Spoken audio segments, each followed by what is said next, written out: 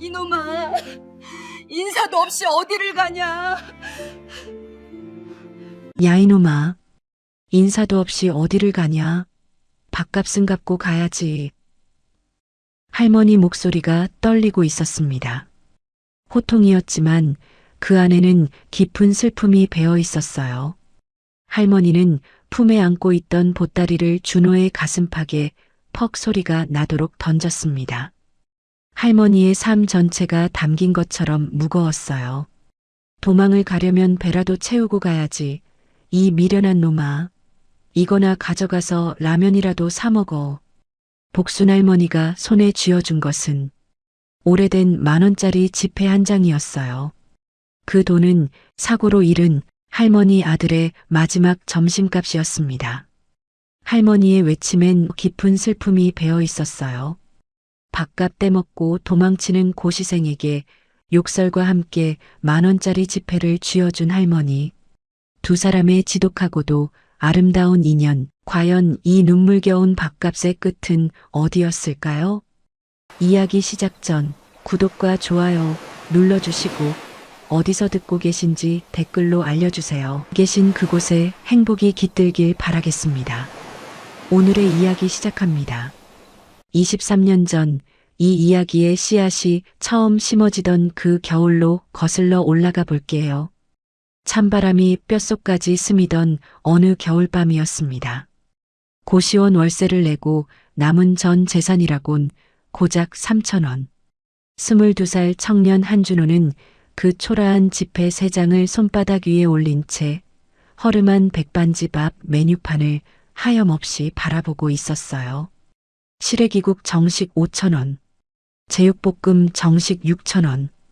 어떤 메뉴를 골라도 준호의 손바닥 위 돈으로는 턱없이 모자랐습니다.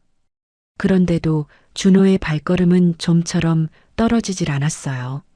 식당 안에서 새어나오는 고소한 들기름 냄새가 며칠째 물로만 채워온 텅 빈 위장을 너무도 아프게 자극했기 때문이었죠. 준호의 고향에는 병환으로 누워 계신 노모가 계셨습니다. 준호가 먼지 자욱한 막노동판에서 온몸이 부서져라 번 돈은 고스란히 고향집 어머니의 약값이 되어 떠나갔고 정작 준호 본인은 며칠째 수돗물로 배를 채우며 낡은 법정과 씨름하는 처절한 나날을 보내고 있었죠. 오직 오늘 흘린 땀방울만이 어머니의 숨통을 하루 더 붙들어 놓을 수 있는 유일한 길이었기에 공사장 막노동으로 고단한 하루를 통째로 바쳐 어머니의 약값과 맞바꾸고 남은 돈. 준호에게는 눈물겨운 마지막 생명줄 3,000원이었어요.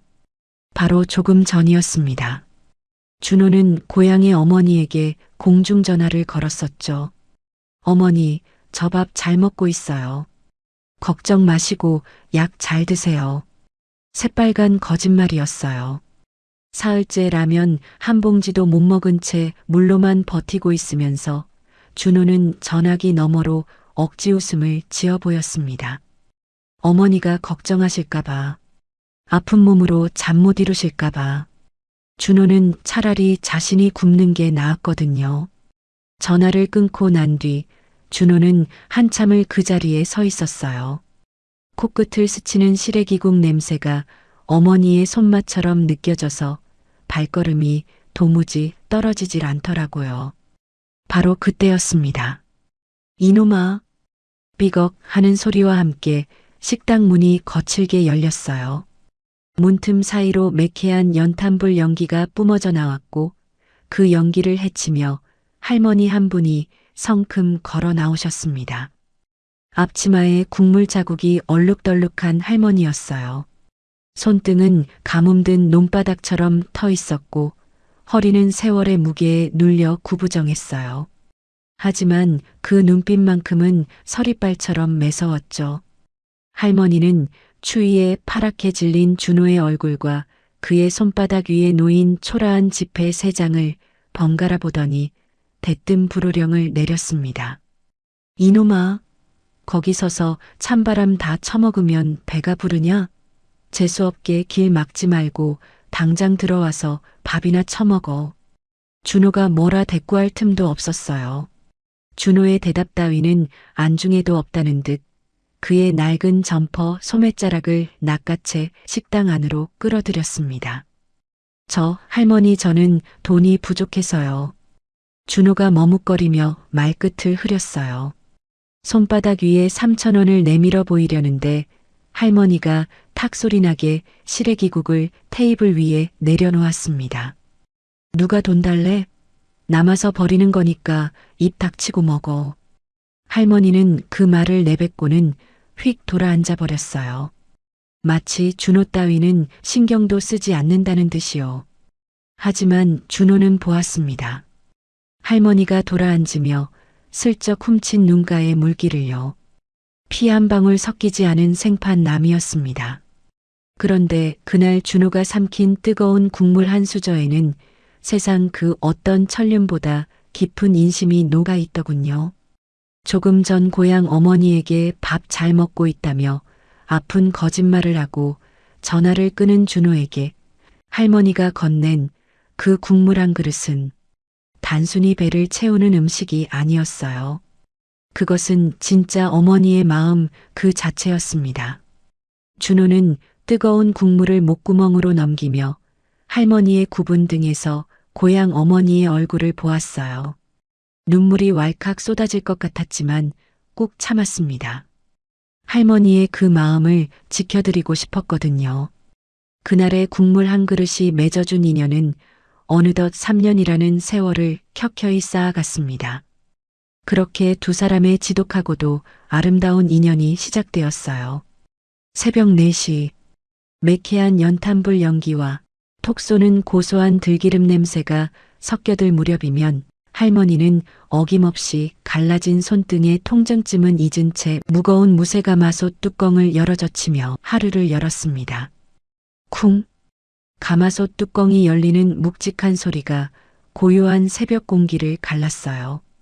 솥 안에서 피어오르는 뽀얀 김이 할머니의 주름진 얼굴을 감싸 안았고 복순 할머니는 습관처럼 나직한 콧노래를 흥얼거리기 시작했습니다.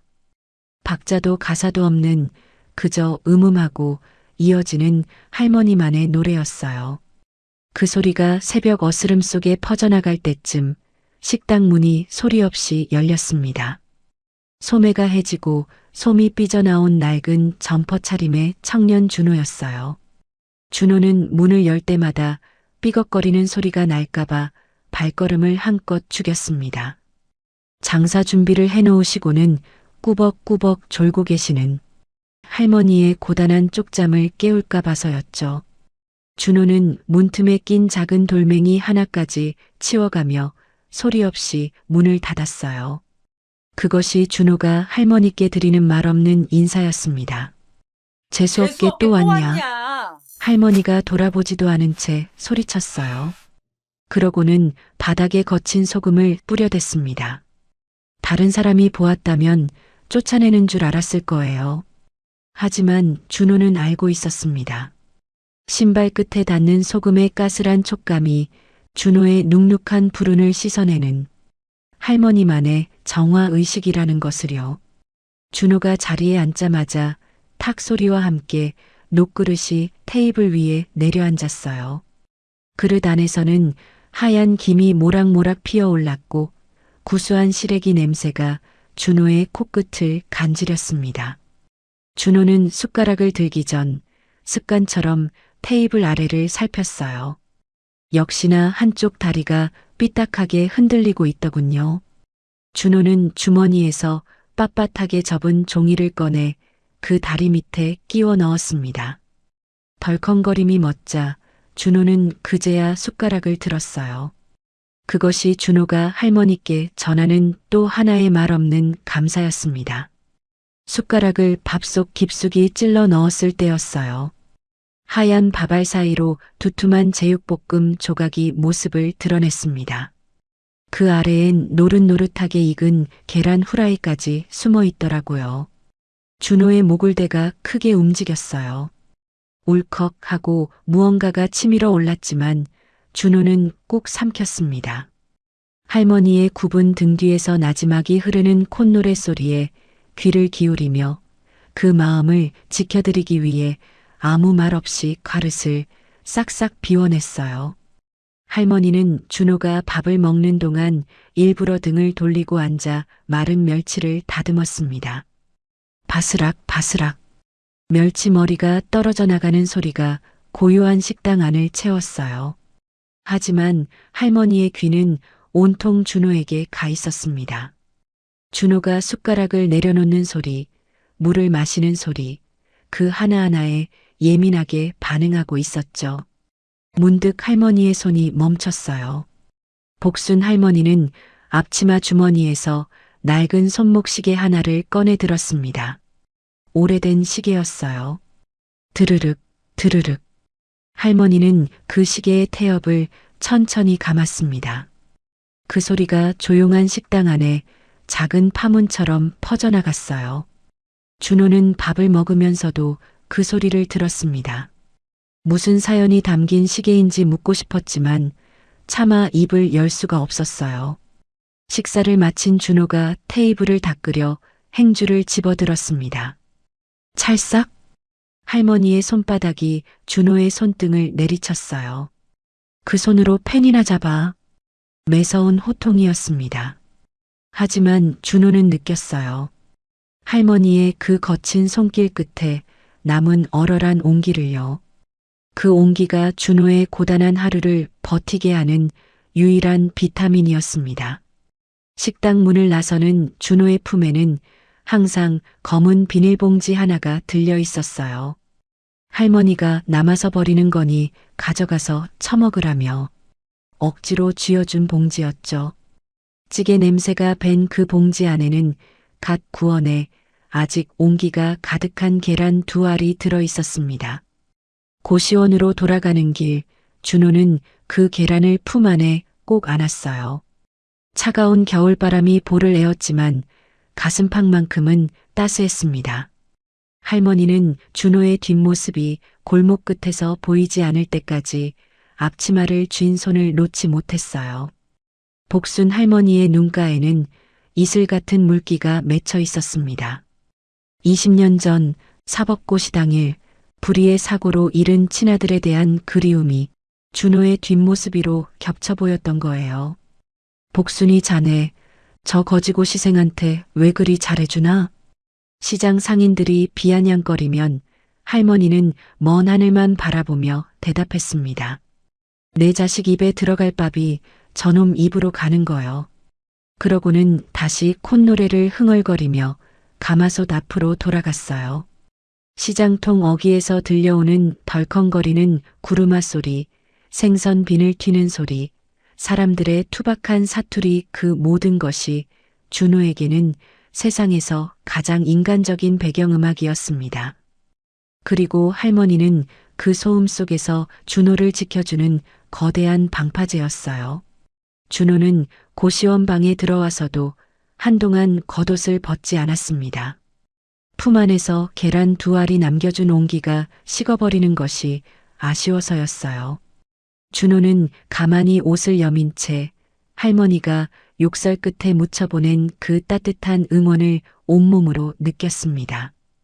그 온기가 심장까지 전해질 때쯤 준호는 더 이상 배고프지도 외롭지도 않은 마음으로 책상 앞에 앉아 펜을 굳게 쥐었어요. 여러분의 인생에도 혹시 이런 인연이 있으신가요? 소금을 뿌려 대면서도 뒤돌아 눈물 훔치던 할머니의 그 투박한 손길 같은 인연 말이에요. 가난한 고시생 준호에게는 그 따뜻한 인연이 삶을 지탱하는 유일한 힘이었습니다. 하지만 그 고마운 마음이 깊어질수록 밥값조차 낼 수 없는 준호의 현실은 더욱 비참한 무게로 그를 짓누르기 시작했어요. 연이은 낙방, 지독한 가난, 그 두 개의 멍해가 준호의 어깨를 짓눌렀습니다. 시험장에서 나올 때마다 준호의 발걸음은 천근만근이었어요. 이번엔 될 줄 알았는데 그 말을 몇 번이나 되뇌었는지 모릅니다. 어느새 일주일째 밥값을 밀리게 되었고 준호는 할머니의 얼굴을 마주할 용기가 없어 죄책감에 짓눌린 나날을 보내고 있었어요. 내일은 꼭 갚아야지. 이번 주 막노동비 나오면 꼭. 하지만 그 내일은 계속 미뤄졌고 막노동비는 고스란히 고향 어머니의 약값으로 떠나갔습니다. 준호는 식당 앞을 지나갈 때마다 고개를 푹 숙이고 발걸음을 재촉했어요. 할머니의 콧노래 소리가 들려올 때면 심장이 쿵쿵 내려앉는 것 같았죠. 그러던 어느 날이었습니다. 고향에서 연락이 왔어요. 어머니 위독, 속히 귀향바람. 12글자가 준호의 가슴을 갈기갈기 찢어 놓았습니다. 준호는 3년 넘게 붙들고 있던 낡은 법전을 내려다보았어요. 손때가 묻어 너덜너덜해진 책. 밤새 형광펜으로 줄 긋고 눈물로 얼룩진 그 책을 준호는 조용히 덮었습니다. 차마 떨어지지 않는 발걸음으로 초라한 짐을 꾸렸어요.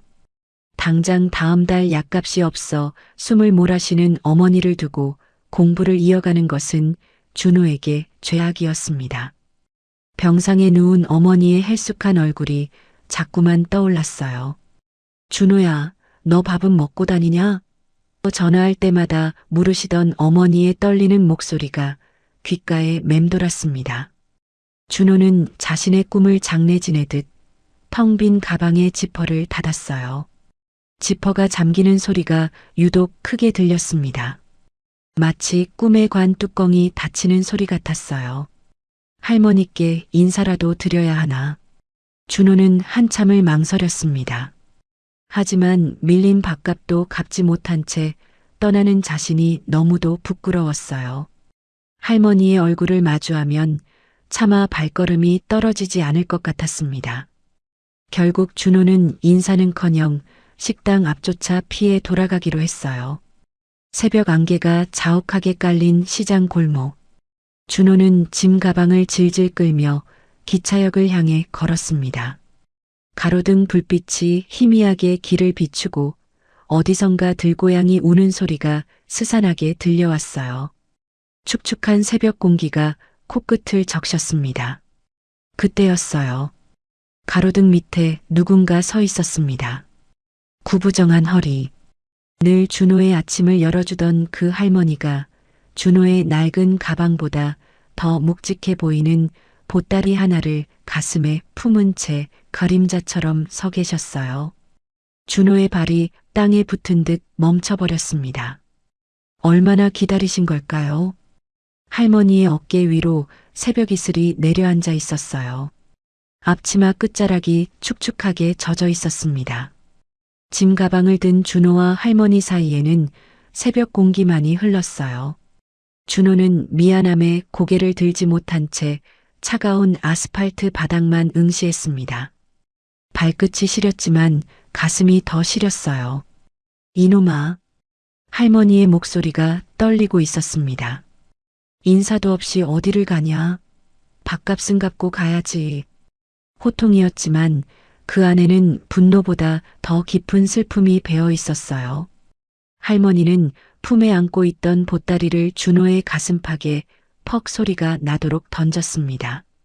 준호가 휘청거리며 그 보따리를 받아 안았어요. 묵직했습니다. 할머니의 삶 전체가 담긴 것처럼 무거웠어요. 복순 할머니가 준호의 손을 잡아 끌어당겼습니다. 손바닥 위로 무언가가 억지로 쥐어졌어요. 도망을 가려면 배라도 채우고 가야지. 이 미련한 놈아. 이거나 가져가서 라면이라도 사 먹어. 준호가 손을 펴보았습니다. 찌그러진 10,000원짜리 지폐 한 장이 놓여 있었어요. 색이 바래고 모서리가 다른 자국. 수십 년 동안 누군가의 손때가 묻어있는 낡은 지폐였습니다. 할머니의 외침엔 분노보다 더 깊은 슬픔이 배어 있었어요. 준호는 떨리는 손으로 보따리를 풀었습니다. 그 안에는 손때 묻은 낡은 법전 한 권이 들어 있었어요. 표지는 다를 대로 달았고 모서리는 너덜너덜해져 있었습니다. 중간중간 형광펜으로 그은 줄이 빗발해 있었고 누군가의 손글씨가 여백을 빼곡히 채우고 있었어요. 이게 뭐예요, 할머니? 준호의 목소리가 갈라졌습니다. 할머니는 대답 대신 먼 하늘을 바라보았어요. 새벽 어스름 너머로 눈길을 보내며 눈가에 이슬이 맺히더니 주름진 볼을 타고 흘러내렸습니다. 할머니가 나지막이 입을 열었어요. 내 아들도 너처럼 사법고시를 준비했었지. 그놈이 목숨처럼 아끼던 법전이야. 밥 먹을 때도 잠잘 때도 품에서 놓지 않던. 준호의 심장이 멎는 것 같았습니다. 고사장 가던 날 아침이었어. 그날따라 비가 억수같이 쏟아졌는데 내가 현관에서 우산 챙기라고 소리쳤거든. 근데 그놈이 뛰어가면서 손 흔들더라고. 엄마 나 늦어 다녀올게. 그게 마지막이었어. 할머니는 말을 잇지 못했어요. 오래된 상처가 다시 터져 나오는 것 같았습니다. 횡단보도를 건너다가 신호를 무시한 트럭이 할머니의 목소리가 바람에 흩어졌어요. 준호는 손바닥 위에 해진 10,000원을 바라보았습니다. 그의 주머니에 들어있던 점심값이야. 할머니가 그 지폐를 가리키며 말했어요. 내가 아침에 준 마지막 점심값. 경찰이 유품이라고 돌려줬는데 난 이걸 20년 동안 쓰지 못했어. 이걸 쓰면 우리 아들이 정말 간 것 같아서. 그 돈은 단순한 종이가 아니었습니다. 한 어머니의 멈춰버린 시간이었어요.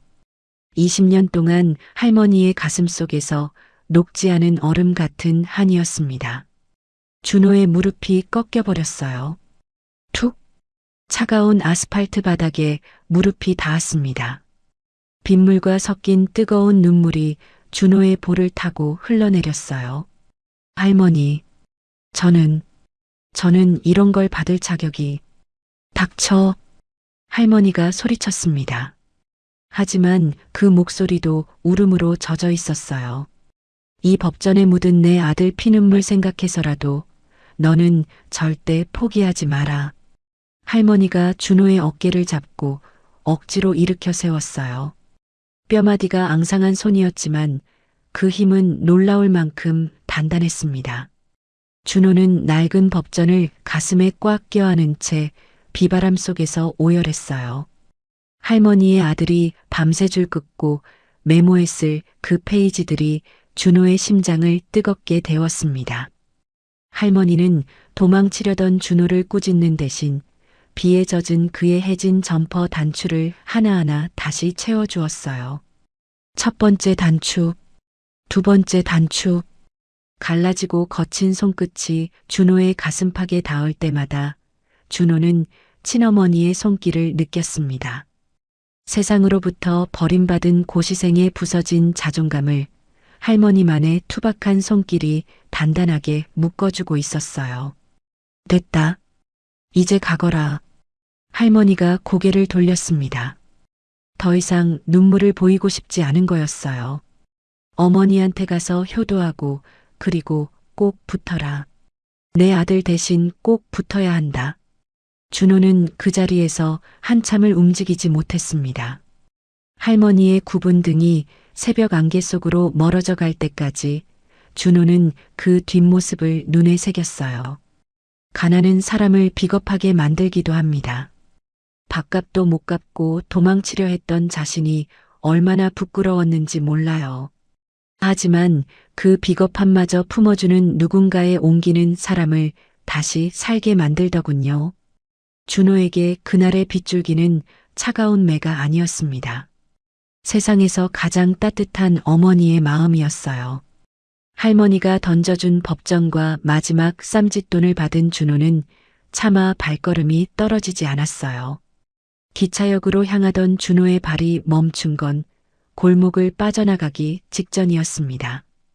품 안의 법전이 심장 위에서 묵직하게 눌렸어요. 할머니 아들의 손때가 묻은 그 책이 마치 가지 마라 붙잡는 것 같았습니다. 준호는 한참을 그 자리에 서 있었어요. 이 법전과의 싸움을 끝내기 전까진 죽어도 못 간다. 준호는 이를 악물었습니다. 그리고 돌아섰어요. 기차역이 아닌 고시원을 향해서요. 준호는 고시원의 짐을 다시 풀었습니다. 할머니 몰래 숨죽여 공부에 매달리기 시작했어요. 낮에는 막노동을 하고 밤에는 법전을 펼쳤습니다. 할머니가 건넨 찌그러진 10,000원은 쓰지 않았어요. 그 돈을 책상 앞벽에 테이프로 붙여두고 눈이 감길 때마다 그것을 바라보며 정신을 다잡았습니다. 그렇게 며칠이 흘렀어요. 평화롭던 시장 골목 위로 어느덧 노을이 길게 들이울 무렵이었습니다. 시장 어귀에서 낯선 소리가 들려왔어요. 차가운 에어컨 바람보다 더 시린 검은 양복 사내들의 구둣발 소리가 불길하게 울려 퍼졌습니다. 뚜벅뚜벅 번쩍이는 구두굽이 시장 바닥을 찍어대는 소리였어요. 그 소리가 울릴 때마다 상인들의 얼굴이 하얗게 질려갔습니다. 재개발의 광풍이 몰아친 거였어요. 할머니의 식당 유리창에 붉은 철거 딱지가 붙었습니다. 빗물에 젖어 흘러내리는 붉은 글씨, 철거 예정. 그 네 글자가 할머니의 30년 세월을 단칼에 베어버리려 하고 있었어요. 야, 이 늙은이. 좋게 말할 때 나가. 악덕 개발업자 강 사장의 고함이 시장통을 뒤흔들었습니다. 번쩍이는 구두가 할머니의 신성한 주방 바닥을 짓밟았어요. 이태리 양복에서 풍기는 싸구려, 명품 향수 냄새가 된장 냄새 가득한 식당 안을 오염시켰습니다. 네가 뭔데 여기서 행패야. 복순 할머니가 국자를 들고 맞섰어요. 하지만 강 사장은 코웃음만 쳤습니다. 뭐, 행패?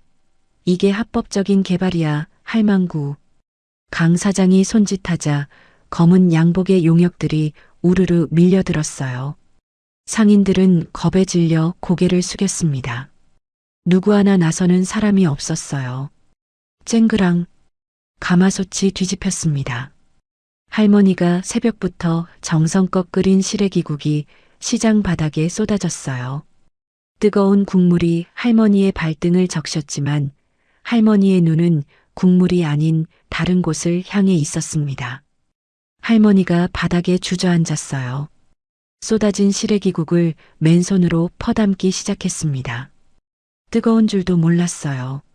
손바닥이 벌겋게 익어가는데도 할머니는 멈추지 않았습니다. 이게 내 자식 목숨줄이여, 이게 내 자식이라고. 할머니에게 그 국물은 그냥 음식이 아니었어요.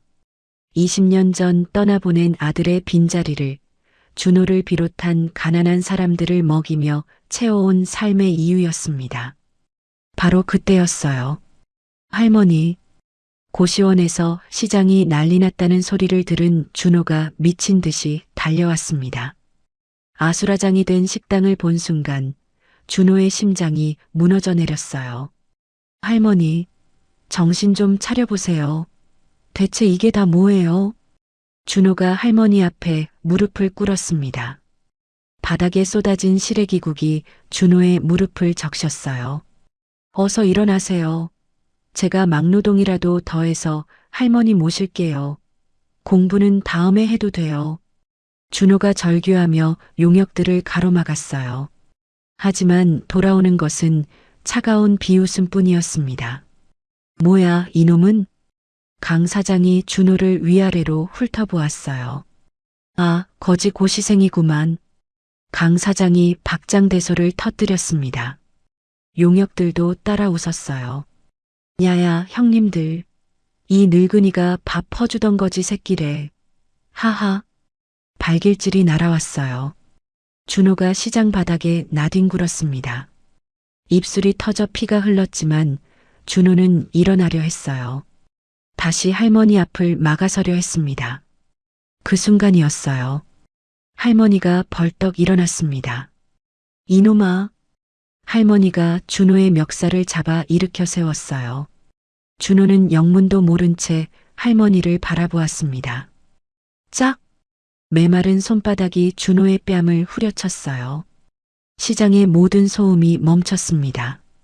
용역들의 비웃음도 상인들의 수군거림도 전부 사라졌어요. 오직 할머니의 손바닥과 준호의 뺨이 부딪힌 그 소리만이 시장 골목 끝까지 울려 퍼졌습니다. 준호의 눈에서 뜨거운 눈물이 쏟아졌어요. 뺨이 얼얼하게 달아올랐습니다. 하지만 그보다 더 아픈 건 가슴이었어요. 할머니, 내 아들 인생 2번 죽일 놈아. 할머니가 이를 악물고 소리쳤습니다. 내 놈이 여기서 이러면 죽은 내 아들 꿈은 누가 살려내냐? 할머니의 눈에서도 눈물이 흘러내리고 있었어요. 하지만 할머니는 그 눈물을 닦지 않았습니다. 준호의 멱살을 잡은 손에 더욱 힘을 주었어요. 공부는 다음에 해도 된다고? 이 미련한 놈아. 다음은 없어. 지금 아니면 영영 없는 거야. 할머니가 준호를 식당 밖으로 밀쳤습니다. 준호가 비틀거리며 뒷걸음질 쳤어요. 할머니는 엉망이 된 서랍을 뒤졌습니다. 그리고 보자기 하나를 꺼내 준호에게 억지로 안겼어요. 보자기 안에서 딱딱한 무언가가 만져졌습니다. 이것도 가져가라. 할머니가 보자기 안에 무언가를 슬쩍 밀어 넣었어요. 준호가 보자기를 열어보니 손목시계 하나가 들어 있었습니다. 아들의 유품이었어요.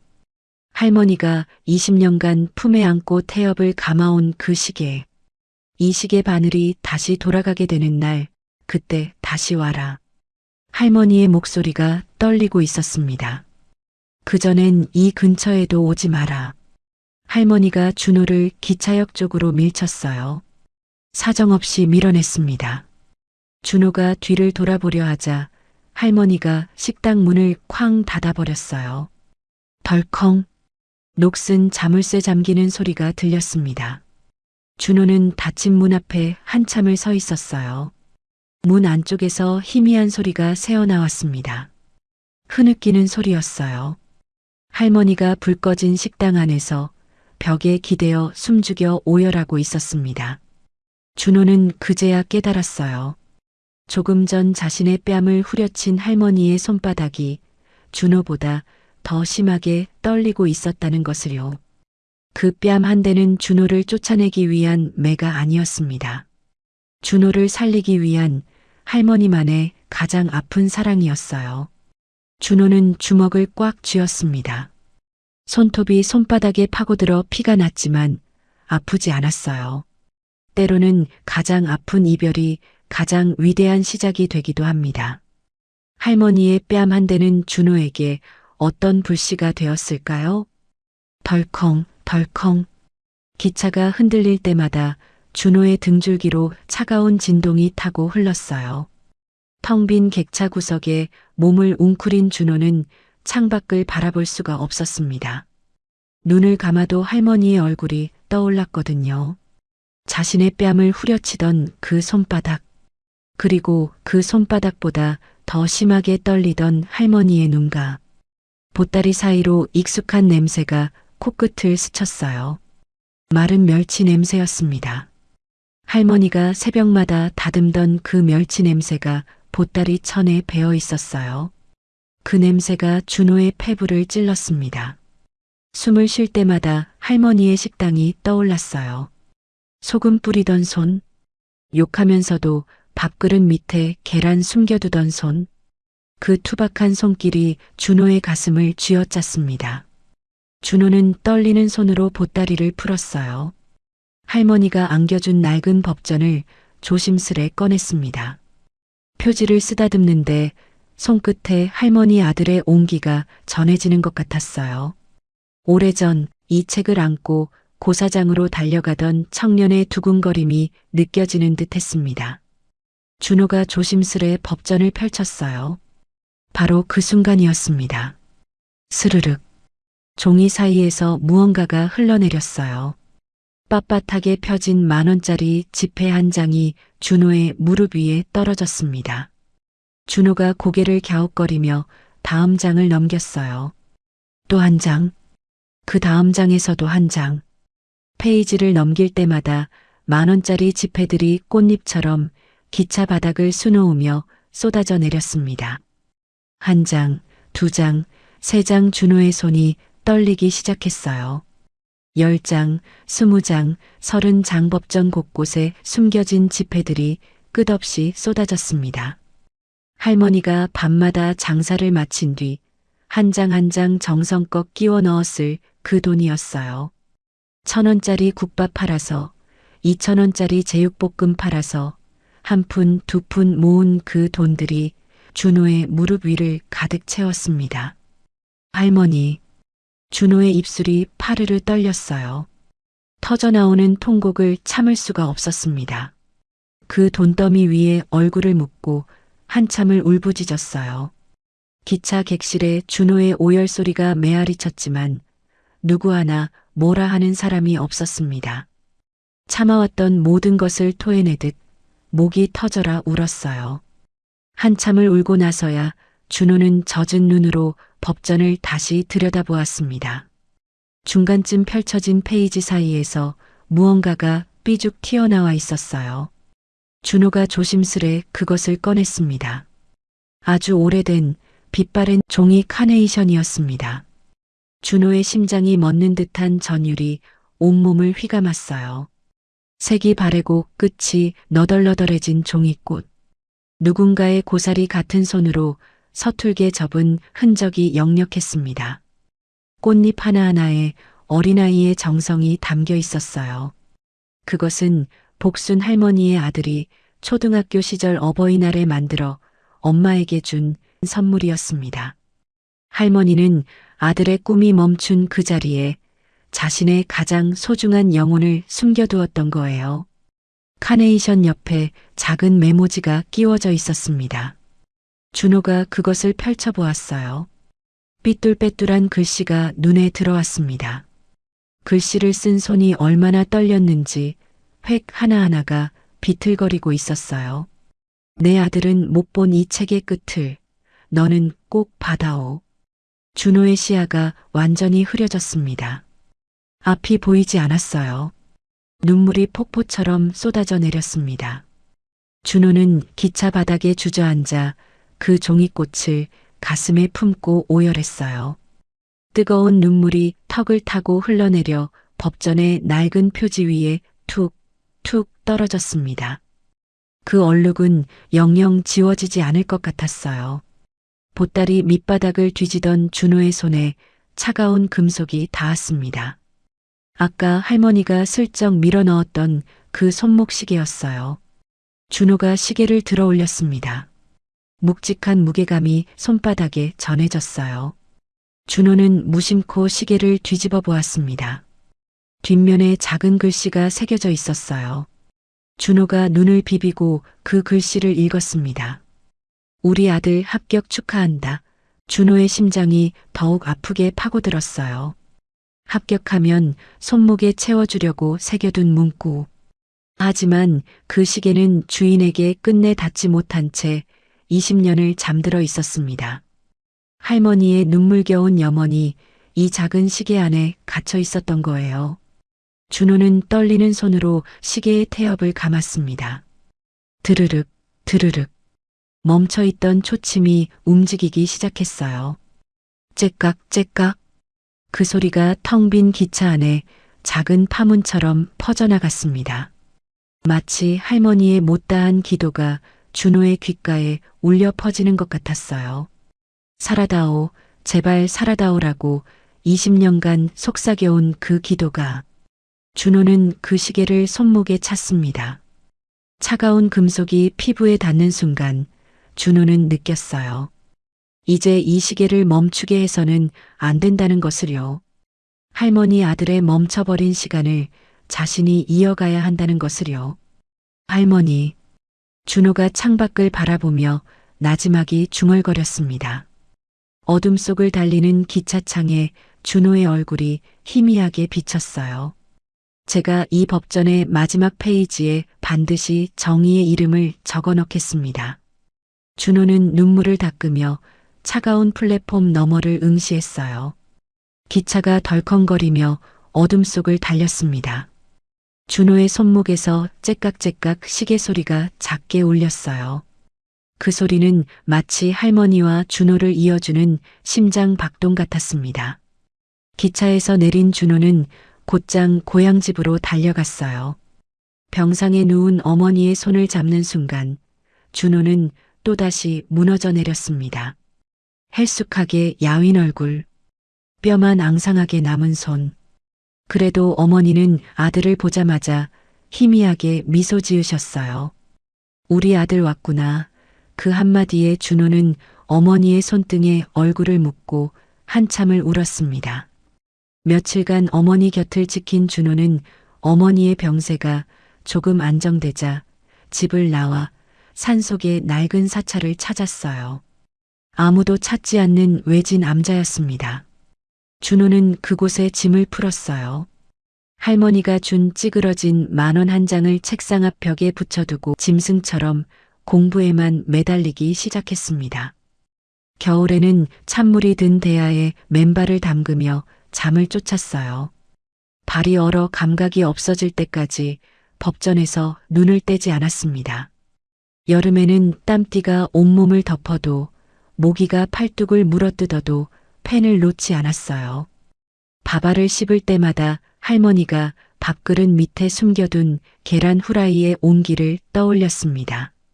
그때마다 눈물이 목구멍을 타고 넘어갔어요. 책상 앞 벽에 붙은 찌그러진 10,000원이 준호를 지켜보고 있었습니다. 눈이 감길 때마다, 포기하고 싶을 때마다 준호는 그 돈을 바라보았어요. 그러면 할머니의 목소리가 들리는 것 같았습니다. 내 아들 인생 2번 죽일 놈아. 그 외침이 준호의 등을 다시 펴게 했어요. 그렇게 시간이 흘렀습니다. 계절이 바뀌고 또 바뀌었어요. 준호의 손에는 굳은 살이 박였고 눈 밑에는 다크서클이 짙게 내려앉았습니다. 하지만 준호는 멈추지 않았어요. 할머니 아들의 법전을 한 장 한 장 넘기며 마지막 페이지를 향해 나아갔습니다. 그리고 마침내 그날이 왔어요. 합격 통보를 받던 날 준호는 검사 임용장보다 먼저 할머니가 주신 낡은 법전을 품에 안았습니다. 그리고 미친 듯이 달렸어요. 시장통을 향해서요. 고소한 들기름 냄새를 향해서요. 하지만 준호를 반긴 것은 할머니의 환한 얼굴이 아니었습니다. 차갑게 녹슨 자물쇠와 폐업이라 적힌 낡은 종이만이 바람에 펄럭이고 있었어요. 유리창은 먼지로 뒤덮여 있었고 안쪽은 텅 비어 있었습니다. 할머니, 저 왔어요. 저 합격했다고요. 준호의 외침이 텅 빈 가게 앞에 메아리 쳤어요. 대답은 없었습니다. 아무리 불러도 돌아오는 것은 정막뿐이었어요. 준호는 녹슨 문 앞에 주저앉아 한참을 울었습니다. 이렇게 기쁜 소식을 전하러 왔는데 할머니는 어디로 가신 걸까요? 설상가상으로 그의 겨울, 아들의 성공만을 기다리던 고향의 어머니마저 세상을 떠나셨어요. 준호의 손을 꼭 잡고 우리 아들 자랑스럽다 한마디 남기시고 미소 속에 눈을 감으셨습니다. 상복을 입은 채 홀로 남겨진 준호는 빈소를 지키며 생각했어요. 이제 이 세상에 자신을 새끼라 불러줄 사람이 단 한 명도 없다는 것을요. 피부치 어머니도 떠나셨고 어머니처럼 품어주셨던 할머니의 행방도 알 수 없었습니다. 사무치는 고독이 준호의 가슴을 짓눌렀어요. 그날 이후 준호에게 할머니를 찾는 일은 단순한 보은이 아니게 되었습니다. 하늘이 남겨준 마지막 천륜의 조각을 향한 처절한 추적이 되었어요. 성공하면 집만 된다며 스스로 자취를 감춘 할머니를 찾기 위해 준호는 검사 임관 후에도 휴일마다 전국 방방곡곡을 이잡듯 뒤지기 시작했습니다. 서울, 부산, 대구, 광주 전국의 시장이란 시장은 다 돌아다녔어요. 시래기국 파는 집이 있다면 어디든 달려갔습니다. 들기름 냄새를 맡으면 본능적으로 발걸음이 멈췄어요. 낡은 앞치마를 두른 노인의 뒷모습만 보아도 심장이 내려앉았습니다. 혹시 할머니가 아닐까? 그때마다 달려가 얼굴을 확인했지만 번번이 다른 사람이었어요. 그렇게 할머니를 향한 미안함은 정의를 향한 도끼로 변해갔습니다. 검찰의 공권력을 동원해도 찾을 수 없는 할머니. 그리움과 미안함이 켜켜이 쌓여 어느덧 긴 세월이 흘러 준호는 대한민국에서 손꼽히는 부장검사가 되어 있었습니다. 하지만 매일 아침 가장 먼저 하는 일은 낡은 시계의 태엽을 감는 것이었어요. 드르륵, 드르륵. 그 소리를 들으며 하루를 시작하는 습관은 20년 동안 단 하루도 거르지 않았습니다. 준호의 책상 위에는 코팅된 10,000원짜리 한 장이 놓여 있었어요. 찌그러지고 빛바랜 그 지폐. 수천억의 뇌물 봉투가 오가는 자리에서도, 권력자들의 회유와 협박이 쏟아지는 자리에서도 준호는 그 10,000원짜리를 꺼내 보았습니다. 그러면 흔들리던 마음이 다시 단단해졌어요. 그 돈은 준호를 유혹하려는 모든 권력과 재물의 손길을 막아내는 가장 거대한 성벽이었습니다. 한편 복순 할머니는 대구의 작은 시장 귀퉁이에서 여전히 장사를 하고 계셨어요. 예전보다 더 초라해진 노점이었지만 가난한 이들에게 3,000원짜리 시래기국을 내어주는 욕쟁이 노점상 할머니로 늙어가고 계셨습니다. 허리는 더 굽었고 손등의 갈라짐은 더 깊어졌지만 그 눈빛만큼은 여전했어요. 할머니의 좁은 방 한켠에는 낡은 상자 하나가 있었습니다. 그 안에는 준호의 얼굴이 나온 신문 기사와 뉴스 캡처 사진들이 보물처럼 쌓여 있었어요. 텔레비전에 준호가 나올 때마다 할머니는 거친 손으로 화면을 쓰다듬었습니다. 내 새끼 많이 컸네, 그 한마디를 중얼거리며 소리 없는 축복을 보냈어요. 준호는 휴일마다 전국의 시장을 돌았습니다. 들기름 냄새를 쫓았어요. 낡은 앞치마를 두른 노인들의 뒷모습만 보아도 심장이 내려앉는 착각 속에 시간이 그렇게 흘러가고 있었습니다. 그러던 어느 날이었어요.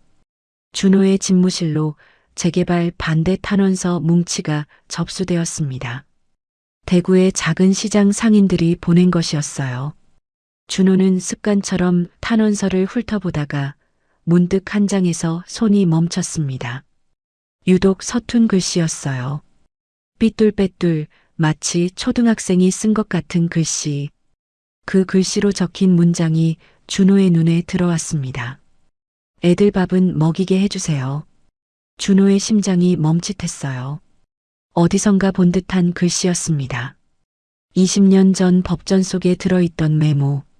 내 아들은 못 본 이 책의 끝을 너는 꼭 받아오. 그 삐뚤빼뚤한 필체와 너무도 닮아 있었어요. 준호의 손이 떨리기 시작했습니다. 탄원서를 자세히 들여다보았어요. 글씨 옆에 도장 대신 붉게 찍힌 것이 있었습니다. 희미한 엄지손가락 지문이었어요. 준호는 벌떡 일어났습니다. 떨리는 손으로 검찰 정밀 감식반에 전화를 걸었어요. 이 법전에서 추출해두었던 그 지문과 대조해줘. 최대한 빨리. 목소리가 갈라졌지만 준호는 개의치 않았습니다. 얼마나 지났을까요? 감식반에서 연락이 왔어요. 부장검사님, 대조 결과 나왔습니다. 20년 전 법전에서 추출한 지문과 99.9% 일치합니다. 전화기를 든 준호의 손이 크게 떨렸어요. 다리에 힘이 풀려 의자에 털썩 주저앉았습니다. 찾았다. 준호의 눈에서 20년 동안 참아왔던 뜨거운 눈물이 탄원서 위로 툭툭 떨어졌어요. 드디어 찾았어, 할머니. 준호는 곧바로 수사관들에게 비상 출동을 명령했습니다. 대구로 간다. 지금 당장. 대한민국 검찰의 위엄을 상징하는 검은 세단 행렬이 칠흑 같은 새벽 어둠을 뚫고 대구를 향해 질주하기 시작했어요. 서울에서 대구까지 300km. 쉼없이 달려온 그 길은 준호에게 지난 20년의 세월을 다시 걷는 억겁의 시간과도 같았어요. 차창 밖으로 스쳐 지나가는 가로등 불빛이 마치 지난 세월의 기억들처럼 흘러갔습니다. 할머니가 처음 밥을 주시던 날, 소금을 뿌리며 재수없다 소리치시던 날, 뺨을 때리시며 울던 날 그 모든 장면들이 어둠 속에서 스쳐 지나갔어요. 준호는 손목에 낡은 시계를 내려다보았습니다. 째깍째깍. 지난 시간 동안 단 하루도 멈추지 않았던 그 소리가 유독 크게 들렸어요. 이 시계 바늘이 다시 돌아가는 날, 그때 다시 와라. 할머니의 목소리가 귓가에 맴돌았습니다. 동이 트기 직전이었어요. 준호 일행의 차량들이 시장 어귀에 멈춰 섰습니다.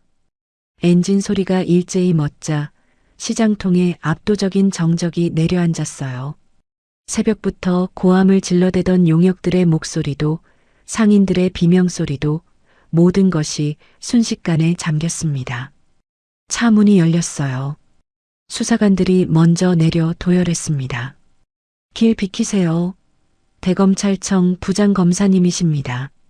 그 외침이 시장 골목에 울려 퍼지자 기세등등하게 골프채를 휘두르던 강 회장의 얼굴이 사색으로 변했어요. 20년 전 동네 건달이었던 강 사장은 이제 법망을 교묘히 피해 거물급 건설사 회장으로 명함을 바꿔 달고 있었습니다. 하지만 검찰 앞에서는 여전히 비굴했어요.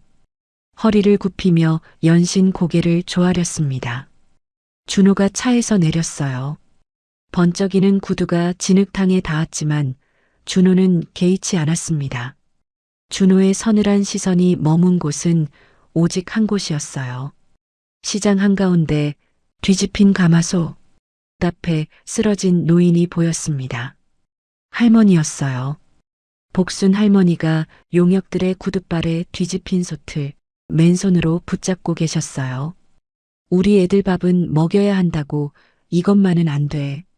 할머니의 울부짖음이 새벽 공기를 갈랐습니다. 갈라진 손등에서 피가 흘러 차가운 시장 바닥을 붉게 적시고 있었어요. 시래기국이 진흙탕에 섞여 오물처럼 흘러내리고 있었습니다. 할머니가 평생을 바쳐 끓여온 그 국물이 준호의 주먹이 꽉 쥐어졌어요. 손톱이 손바닥에 파고들었지만 아프지 않았습니다. 분노가 온몸을 휘감았어요. 하지만 준호는 그 분노를 삼켰습니다. 지금 해야 할 일이 있었어요. 강 회장이 아무것도 모른 채 준호에게 다가왔습니다. 명함을 내밀며 능글맞게 웃었어요. 아이고, 검사님, 여긴 무슨 일로 이런 누추한 곳까지 오셨습니까? 새벽부터 고생이 많으시네요. 제가 아침이라도 대접해 드릴까요? 준호는 그 명함을 거들떠보지도 않았어요. 마치 강 회장이 투명인간이라도 되는 것처럼 준호는 그를 지나쳐 곧장 할머니에게로 걸어갔습니다. 번쩍이는 구두가 진흙탕에 푹푹 빠졌지만 준호는 멈추지 않았어요. 할머니 앞에 선 준호는 티 한 점 없던 양복이 진흙탕에 젖는 것도 잊은 채 그 자리에 무릎을 꿇었습니다. 차가운 시장 바닥에 양복 바지가 닿았어요. 하지만 그런 건 아무래도 상관없었습니다. 할머니가 준호의 손을 감싸쥐었어요. 두 손으로 감싸쥐었어요. 그 손은 20년 전보다 더 야위어 있었고 갈라짐은 더 깊어져 있었습니다. 하지만 그 손에서 나는 냄새는 여전했어요. 고소한 들기름 냄새, 구수한 된장 냄새, 20년 동안 그리워했던 그 냄새. 할머니, 준호의 목소리가 갈라졌어요. 저 왔습니다. 20년 전 그 못난 고시생이요. 할머니가 밥 먹여 살려주신, 할머니가 사람 노릇하게 만들어주신 그 준호가 검사가 되어서 이제야 왔어요. 준호는 할머니의 손을 자신의 얼굴에 갖다 대었습니다. 뺨에 닿는 할머니의 손바닥. 20년 전 자신의 뺨을 후려치던 바로 그 손이었어요. 준호는 그 손을 느끼며 어린아이처럼 목 놓아 울기 시작했습니다. 할머니. 시장통이 술렁였어요.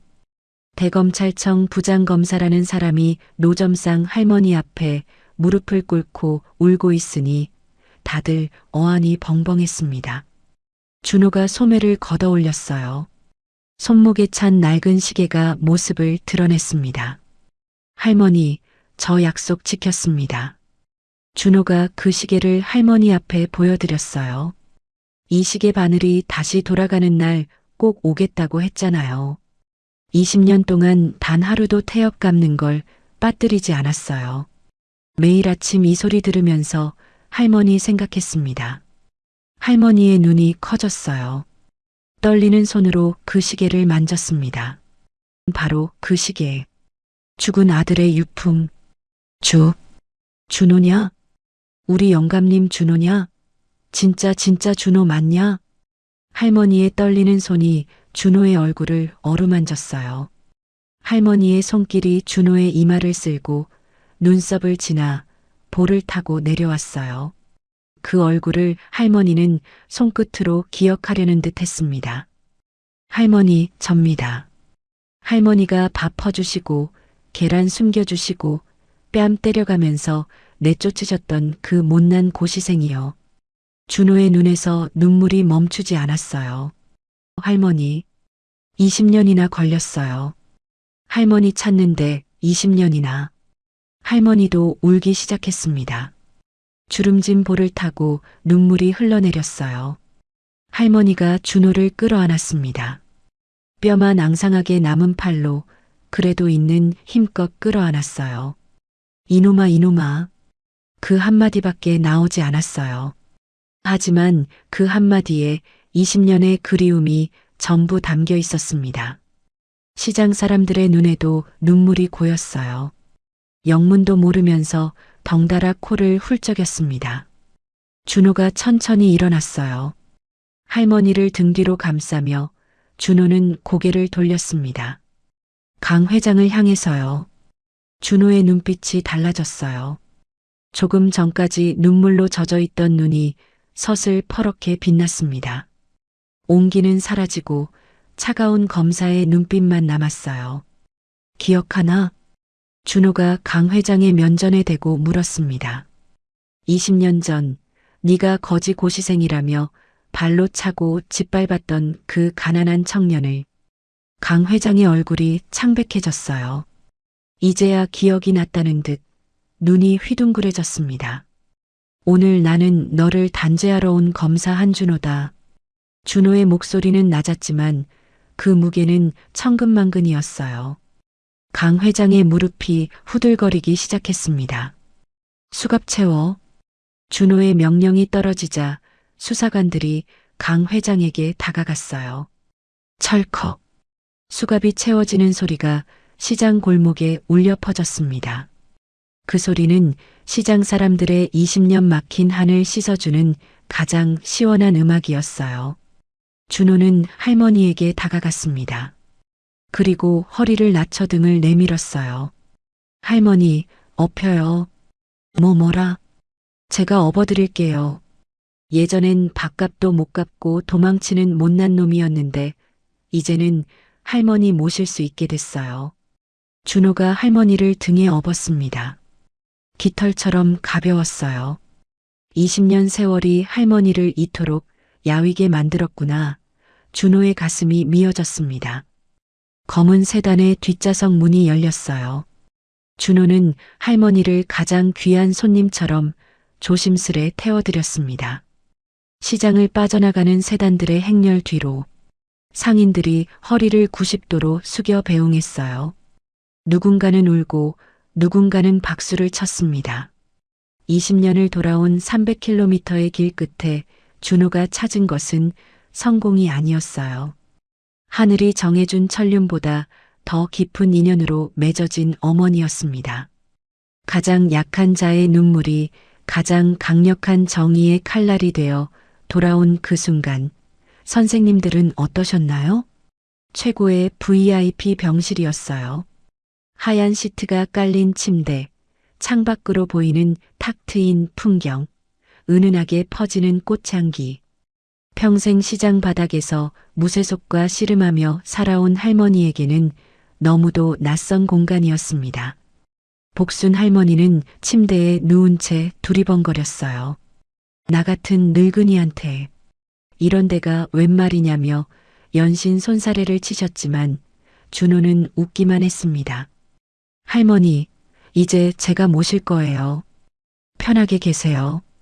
준호는 대야에 따뜻한 물을 받아왔어요. 그리고 할머니의 침상 아래 무릎을 꿇었습니다. 권력의 칼날 대신 따뜻한 수건을 든 손으로 준호는 할머니의 발을 조심스레 들어 물에 담갔어요. 할머니의 발이었습니다.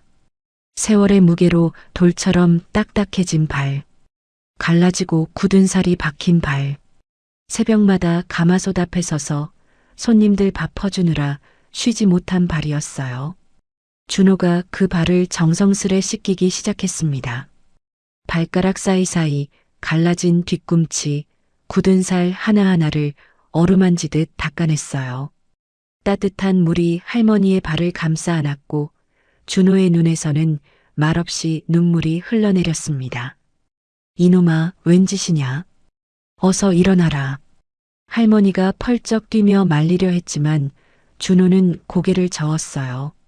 할머니, 20년 전에 저를 홀로 두고 떠나셨잖아요. 그때 제가 얼마나 할머니를 찾아다녔는지 아세요? 준호의 목소리가 떨렸습니다. 합격하고 제일 먼저 달려갔는데 할머니는 안 계시더라고요. 폐업이라고 적힌 종이만 바람에 펄럭이고 있었어요. 전국시장이란 시장은 다 뒤졌어요. 들기름 냄새만 맡으면 달려갔어요. 그런데 20년이 걸렸네요. 준호가 할머니의 발을 수건으로 닦으며 말을 이었어요. 그동안 얼마나 고생하셨어요. 왜 연락 한 번 안 하셨어요? 왜 혼자 그렇게 사셨어요? 할머니가 준호의 머리를 쓰다듬었습니다. 거칠고 갈라진 손이었지만 그 손길은 세상에서 가장 따뜻했어요. 바보 같은 놈. 내가 연락하면 네가 공부를 하겠냐? 날 챙기겠냐? 짐 되기 싫었어. 짐이라뇨. 할머니가 없었으면 저는 사람도 못 됐어요. 검사는커녕 굶어 죽었을 거예요. 준호가 할머니의 손을 꼭 잡았습니다. 이제 제가 할머니 아들 할게요. 아니, 진작의 아들이었어요. 피 한 방울 안 섞였어도 저한텐 할머니가 어머니예요. 할머니의 눈에서 눈물이 흘러내렸어요. 말없이 준호의 손을 꽉 쥐셨습니다. 굳이 말하지 않아도 알 수 있었어요. 할머니도 준호를 아들처럼 여기고 계셨다는 것을요. 며칠 뒤 준호는 할머니를 모시고 대구의 그 시장으로 돌아갔어요. 철거 위기에 놓였던 그 시장이 완전히 달라져 있었습니다. 할머니가 평생 눈물로 읽어온 그 낡은 노점 자리에 새 식당이 들어서 있었어요. 내부는 여전히 할머니의 손때가 묻은 물건들로 가득했어요. 준호가 일부러 그렇게 해달라고 부탁한 거였습니다. 식당 정면에 커다란 현판이 걸려 있었어요. 찬란하게 빛나는 금색 현판. 대검찰청 부장검사 한준호 어머니의 집. 그 글씨를 본 할머니가 그 자리에 멈춰 섰습니다. 한참을 말없이 바라보다가 복순 할머니의 어깨가 들썩이기 시작했어요. 소리 없이 울고 계셨습니다.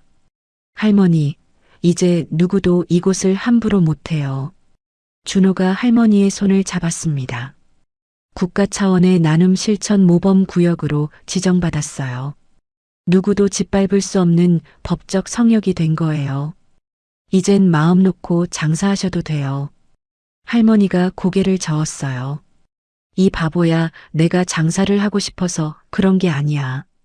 할머니가 현판을 올려다보았습니다. 어머니라고 써놨구나.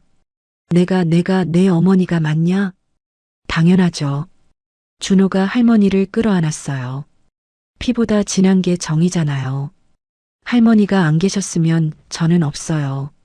그러니까 당연히 어머니죠. 그날 밤 준호는 할머니의 무릎을 베고 누웠어요. 좁은 식당 안 희미한 불빛 아래에서요. 할머니가 준호의 머리카락을 쓰다듬으며 투박한 콧노래를 흥얼거렸습니다. 박자도 가사도 없는 20년 전 그 노래 그대로였어요. 준호는 그 콧노래를 들으며 눈을 감았습니다.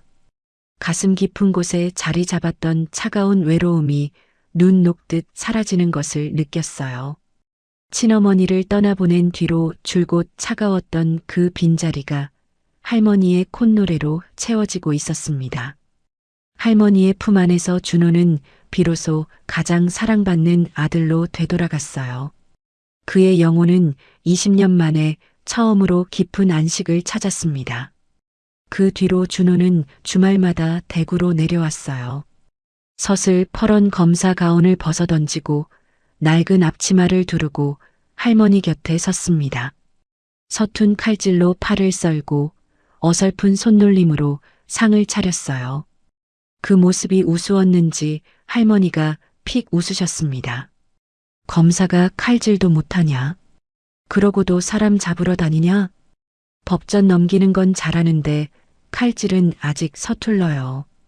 준호가 머쓱하게 웃었어요. 할머니가 준호의 손을 잡고 칼 쥐는 법을 알려주셨습니다. 20년 전 펜 잡으라고 손등을 때리시던 그 손이 이제는 칼 쥐는 법을 가르쳐주고 있었어요. 식사 시간이 되면 할머니는 여전했습니다. 재수없게 왜 또 왔냐?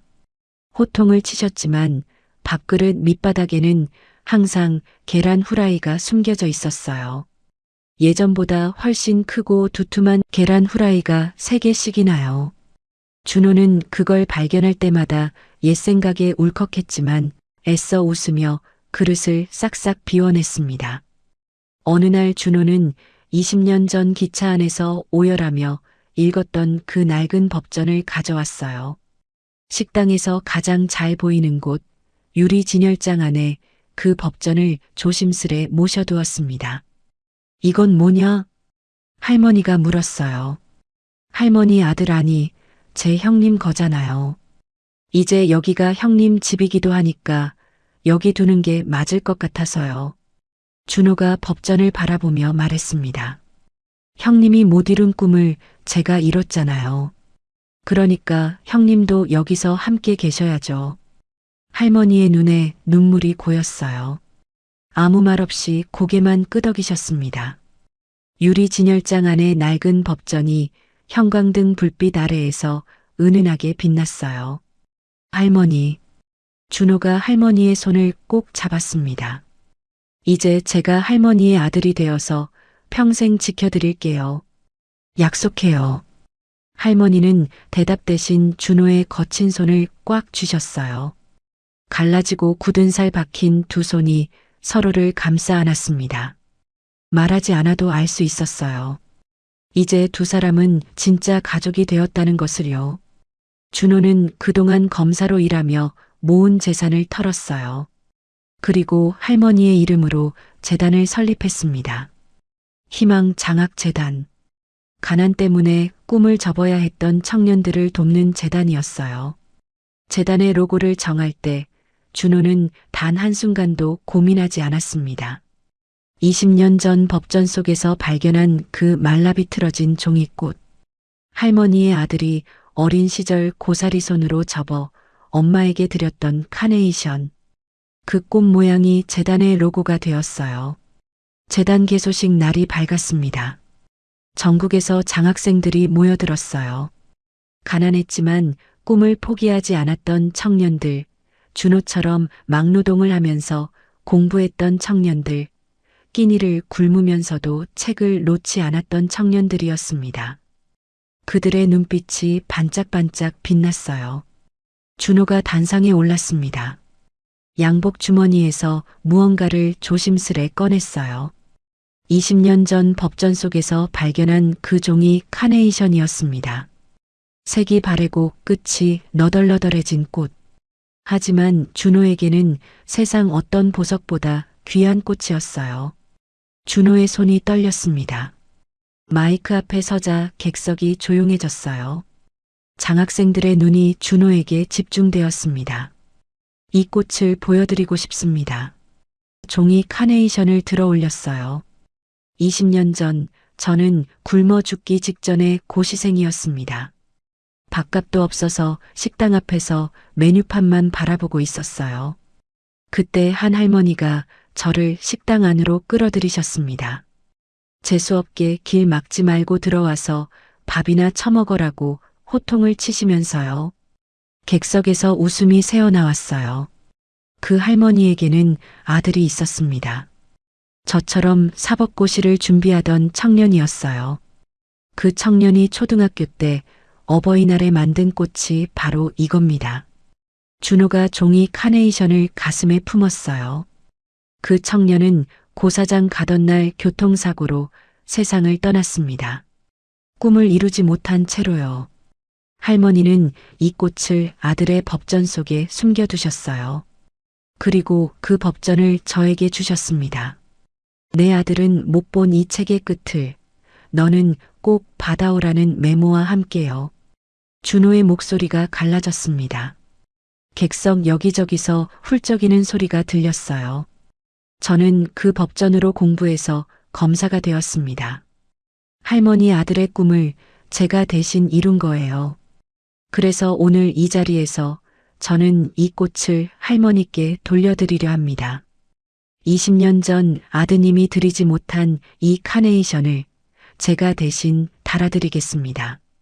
준호가 단상에서 내려왔어요. 내빈석 맨 앞줄에 복순 할머니가 앉아 계셨습니다. 빳빳하게 풀먹인 한복을 입고 긴장한 표정으로 두 손을 꼭 모으고 계셨어요. 준호가 할머니 앞에 무릎을 꿇었습니다. 그리고 그 고귀한 종이꽃을 할머니의 가슴에 달아드렸어요. 말라비틀어진 꽃이었지만 할머니의 한복 위에서 세상 어떤 꽃보다 아름답게 빛났습니다. 할머니, 아드님 대신 제가 드립니다. 어머니 사랑해요. 할머니의 눈에서 눈물이 쏟아졌어요.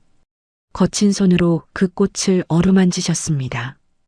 20년 전 아들이 접어준 그 꽃, 아들과 함께 영영 사라진 줄 알았던 그 꽃이 다시 자신의 가슴 위에 피어 있었어요. 우리 아들. 할머니가 준호의 얼굴을 두 손으로 감싸주셨습니다. 우리 아들이 두 명이 됐구나.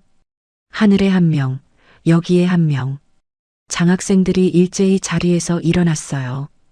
그리고 고개를 숙였습니다. 감사합니다, 할머니. 수십 명의 목소리가 하나로 모였어요. 할머니가 깜짝 놀라 두리번거렸습니다. 이게 다 뭐냐? 할머니, 이 친구들 모두 할머니 같은 분들 덕분에 꿈을 이어갈 수 있는 아이들이에요. 할머니가 저를 살려주신 것처럼 이 아이들도 누군가의 따뜻한 밥 한 끼로 여기까지 온 거예요. 준호가 할머니의 손을 잡았습니다. 할머니가 자리에서 일어나셨어요. 구부정한 허리로 장학생들에게 다가가셨습니다. 그리고 한 명 한 명 손을 잡아주셨어요. 배고프면 언제든 밥 먹으러 오너라. 알았지? 20년 전 준호에게 주었던 바로 그 말이었습니다. 장학생들의 눈에 눈물이 고였어요. 할머니의 거친 손을 꼭 잡은 채 고개를 끄덕였습니다. 개소식을 마친 뒤 준호는 할머니를 모시고 어느 곳을 찾았어요. 할머니 아들의 추모비였습니다. 작은 묘비 앞에 국화꽃이 놓여 있었어요. 준호가 묘비 앞에 무릎을 꿇었습니다. 손목에 낡은 시계를 풀어 묘비 앞에 가지런히 놓았어요. 형님, 준호가 나지막이 입을 열었습니다. 처음 뵙겠습니다. 형님이라고 불러도 될까요? 바람이 불었어요. 묘비 앞에 국화꽃이 살랑살랑 흔들렸습니다. 마치 대답이라도 하듯이요. 형님, 저 약속 지켰습니다. 이 시계 20년 동안 단 하루도 멈추게 하지 않았어요. 매일 아침 태엽 감으면서 형님 생각했습니다. 준호가 시계를 들어 묘비 앞에 비추었어요. 이제 제가 형님 목까지 어머니를 지키는 든든한 아들이 될게요. 형님은 편히 쉬세요. 어머니 걱정은 하지 마시고요. 준호가 시계의 태엽을 감았습니다. 드르륵, 드르륵. 그 소리가 조용한 묘지에 울려 퍼졌어요. 마치 영혼의 서약을 맺는 소리 같았습니다. 할머니가 준호의 곁에 섰어요. 묘비를 바라보는 할머니의 눈에는 더 이상 슬픔만 담겨 있지 않았습니다. 평온함이 깃들어 있었어요. 진호야. 할머니가 묘비를 향해 말했습니다. 엄마 아들이 한 명 더 생겼다. 이제 여한이 없다. 너도 좋지? 바람이 다시 한번 불었어요. 국화꽃이 흔들리고 나뭇잎이 살랑거렸습니다. 준호가 할머니 곁에 나란히 섰어요. 두 사람은 한참 동안 말없이 묘비를 바라보았습니다. 그날 밤 준호는 따뜻한 할머니의 품에서 길었던 방황이 끝났음을 깨달았어요. 그렇게 할머니와 준호는 20년의 고통을 뒤로하고 서로의 온기에 기대어 세상에서 가장 평온하고 아름다운 밤을 맞이했습니다. 세월이 흘러도 그 낡은 백반집의 불은 꺼지지 않았어요. 아니, 이제는 낡은 백반집이 아니었습니다. 금색 현판이 걸린 어머니의 집은 전국의 배고픈 청년들이 찾아와 위로를 얻는 사랑의 성지가 되어 있었어요. 식당 벽면에는 두 가지 보물이 나란히 걸려 있었습니다. 하나는 할머니의 환한 미소가 담긴 사진이었고, 다른 하나는 20년 전 준호를 살렸던 그 찌그러진 10,000원짜리 한 장이었어요. 금색 액자에 담긴 그 낡은 지폐는 형광등 불빛 아래에서 찬란하게 빛나고 있었습니다. 찾아오는 사람들마다 그 액자 앞에서 발걸음을 멈추었어요. 누군가는 눈물을 훔치고 누군가는 기도하듯 두 손을 모았습니다. 복순 할머니는 80이 넘은 나이에도 여전히 정정하셨어요. 허리는 더 굽었지만 목소리만큼은 시장통을 호령하던 그 시절 그대로였습니다. 새벽마다 가마솥 뚜껑을 열고 고소한 들기름 냄새를 시장 골목에 퍼뜨렸어요. 콧노래도 여전했습니다. 식당을 찾는 가난한 학생들의 밥그릇 밑에는 여전히 계란 후라이가 숨겨져 있었어요. 예전에는 2알이었는데 이제는 3알씩이었습니다. 학생들이 밥을 먹다가 그 계란을 발견하면 할머니는 모른 척 등을 돌리고 멸치를 다듬었어요. 하지만 귀는 온통 그 학생에게 가 있었죠. 숟가락 소리, 국물 마시는 소리, 그릇 비우는 소리 하나하나에 귀 기울이고 계셨습니다. 어느 비 오는 날이었어요. 낡은 점퍼를 입은 청년 하나가 식당 문 앞에서 머뭇거리고 있었습니다. 손바닥 위에 구겨진 지폐 몇 장을 올린 채 메뉴판을 하염없이 바라보고 있었어요. 20년 전 준호의 모습과 꼭 닮아 있었습니다.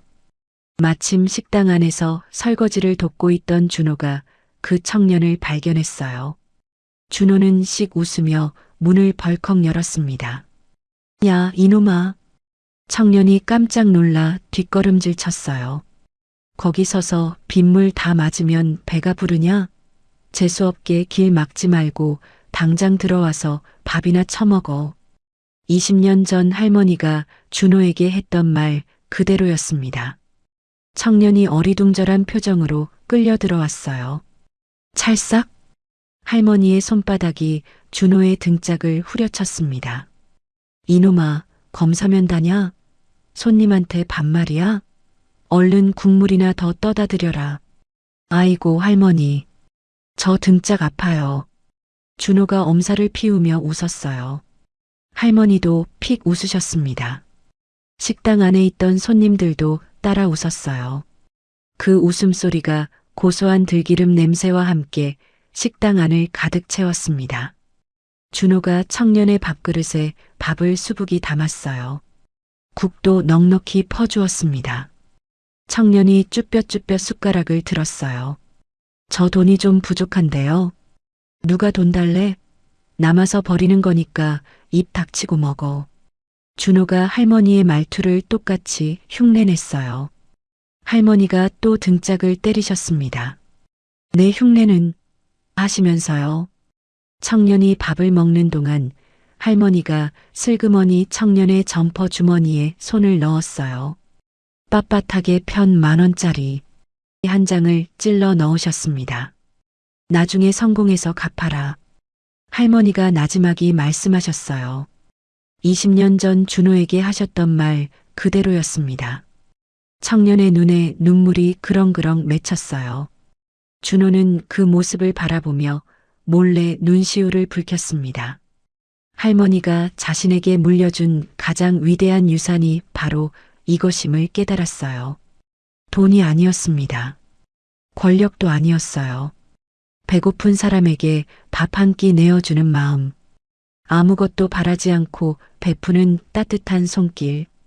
그것이 할머니가 준호에게 물려준 유산이었습니다. 이제 시장 상인들도 할머니를 우리 시장의 큰어머니라고 불렀어요.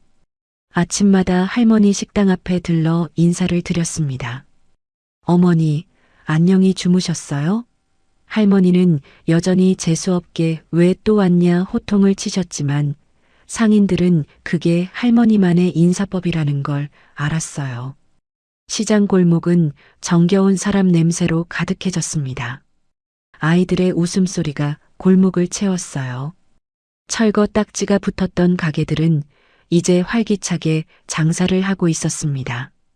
일이 끝난 어느 저녁이었어요. 노을이 시장 골목을 붉게 물들이고 있었습니다. 준호와 할머니는 식당 앞 낡은 벤치에 나란히 앉았어요. 할머니의 굽은 등과 준호의 고든 등이 나란히 노을빛을 받았습니다. 준호가 손목에 낡은 시계를 풀었어요. 그리고 할머니의 손에 쥐어드렸습니다. 할머니, 오늘은 할머니가 감아주세요. 할머니가 그 시계를 받아들었어요. 20년 전 아들에게 주려고 준비했던 그 시계. 아들 대신 준호의 손목에서 20년을 함께한 그 시계였습니다. 드르륵, 드르륵. 할머니가 천천히 태엽을 감았어요. 그 소리가 저녁 공기 속에 작게 울렸습니다. 진호야, 듣고 있냐? 할머니가 하늘을 올려다보며 중얼거렸어요. 내 동생이 이렇게 잘 컸다. 엄마 걱정은 이제 안 해도 된다. 노을빛 아래에서 두 사람의 그림자가 하나로 합쳐졌어요. 하늘이 정해준 천륜보다 깊은 인연으로 맺어진 두 사람. 피 한 방울 섞이지 않았지만 세상 어떤 모자보다 단단한 두 사람이었습니다. 저 멀리서 시장 상인들이 그 모습을 바라보았어요. 누군가 말했습니다. 저게 진짜 가족이지. 그 말에 모두가 고개를 끄덕였어요. 들기름 냄새와 노을빛이 뒤섞인 그 풍경은 세상에서 가장 따뜻한 그림이었습니다. 시간은 흘러 계절이 또 바뀌었습니다. 하지만 대검찰청 부장검사 한준호 어머니의 집 앞에는 여전히 새벽을 깨우는 고소한 들기름 냄새와 따뜻한 시래기국이 사람들을 기다리고 있었어요. 준호는 매주 대구로 내려왔습니다. 아무리 바빠도 아무리 힘들어도 이 습관만큼은 놓지 않았어요. 식당 문을 열고 들어서면 할머니가 여전히 호통을 치셨습니다. 재수없게 왜 또 왔냐? 하지만 준호는 알았어요. 그 호통 뒤에 숨겨진 환한 미소를요. 준호는 할머니를 꼭 안아드렸습니다.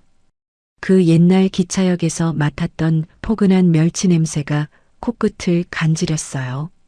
20년이 지나도 변하지 않는 냄새였습니다. 그 냄새를 맡으면 하루의 피로가 눈 녹듯 사라졌어요. 준호의 손목에서는 여전히 째깍째깍 시계 소리가 울렸습니다. 20년 넘게 단 하루도 멈추지 않은 그 소리. 하지만 이제 그 소리는 준호에게 더 이상 멈춤에 대한 두려움이 아니었어요. 내일을 향해 나아가는 힘찬 심장 소리였습니다. 희망 장학 재단을 통해 꿈을 이룬 청년들이 하나둘 세상에 나갔어요. 누군가는 의사가 되었고, 누군가는 변호사가 되었고, 누군가는 선생님이 되었습니다. 그들은 명절마다 어김없이 어머니의 집을 찾아왔어요. 손에 선물을 들고 복순 할머니를 우리 어머니라고 부르며 식당 안을 가득 채웠습니다. 어머니, 저 취직했어요. 어머니, 저 결혼해요. 꼭 오셔야 해요. 어머니, 저 아기 낳았어요. 이름 지어주세요. 복순 할머니는 그때마다 투덜거렸어요. 내가 무슨 장명소냐 하시면서도 밤새 아기 이름을 고민하셨습니다. 그리고 다음 날이면 정성껏 적은 이름을 건네주셨어요. 식당 안은 웃음꽃으로 가득했습니다. 명절마다 수십 명의 자식들이 모여 시끌벅적했어요. 시래기국 냄새와 웃음소리가 뒤섞여 시장 골목까지 퍼져나갔습니다. 사람들은 물었어요. 피 한 방울 섞이지 않은 이들이 어떻게 저토록 사랑할 수 있느냐고요. 준호는 그럴 때마다 인자하게 웃으며 대답했습니다. 우리는 하늘이 정해준 천륜보다 더 깊은 인연으로 맺어진 진짜 가족이니까요. 어느 날 저녁이었어요. 할머니가 준호를 불렀습니다. 식당 뒷마당 작은 평상에 나란히 앉았어요. 하늘에는 별이 총총 떠 있었습니다. 준호야. 할머니가 준호의 손을 잡았어요. 고맙다. 뭐가요, 할머니?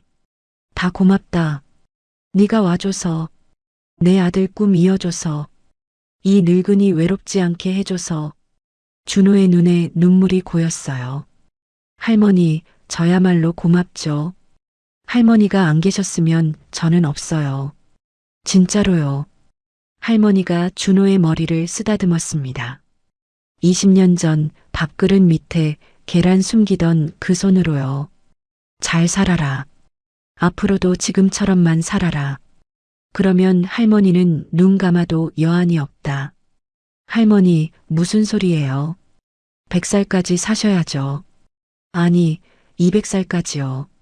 준호가 할머니를 꼭 안았습니다. 할머니의 등이 예전보다 더 작아진 것 같았어요. 하지만 그 품에서 느껴지는 온기는 여전했습니다. 여러분의 인생 속에도 혹시 잊지 못할 10,000원짜리 한 장이나 밥그릇 밑에 숨겨진 따뜻한 계란 후라이 같은 사랑이 있으신가요? 배고플 때 말없이 밥 한 끼 건네주던 손길, 힘들 때 등 떠밀어주던 호통, 아무것도 바라지 않고 그저 곁에 있어주던 누군가의 온기. 우리 모두의 인생에는 그런 순간이 있지 않을까요? 피보다 진한 진심이 머무는 곳에 인생의 가장 아름다운 꽃이 피어난다는 사실을 우리는 잊지 말아야 합니다. 오늘 퇴근길에 문득 떠오르는 얼굴이 있다면 전화 한 통 드려보시는 건 어떨까요? 밥 먹었어? 그 한마디가 누군가에게는 세상에서 가장 따뜻한 위로가 될 수 있으니까요. 선생님들의 오늘이 누군가에게는 기적이 되길 소망하며 달빛 아래 사연 한 줌 여기서 인사드립니다. 마음의 위로가 되는 따뜻한 이야기로 또 찾아뵙겠습니다.